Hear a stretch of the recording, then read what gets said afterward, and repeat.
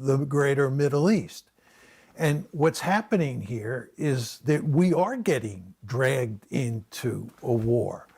We're fighting against the Houthis in the Red Sea as a result of this war. And furthermore, in the recent Iranian attack on Israel, this was on April 14th, the United States Navy and the United States Air Force played a key role in shooting down large numbers of those Iranian drones and cruise missiles that were aimed at Israel. We were in the fight.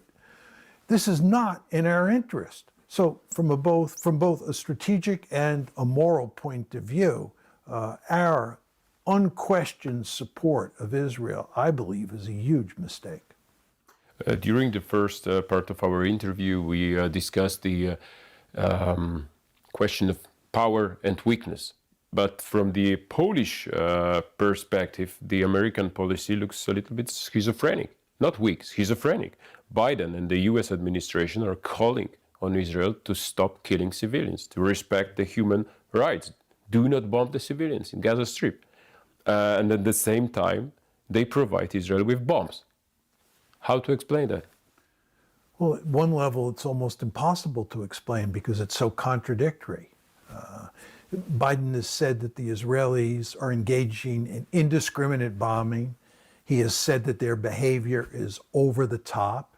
He knows full well that the International Court of Justice said there was enough evidence to say that the Israelis might be committing a genocide. He knows all this. Nevertheless, he is providing the Israelis with the weaponry to execute this genocide, to act as if they're over the top. I mean, in a certain sense, it's just unfathomable. It's how can this be?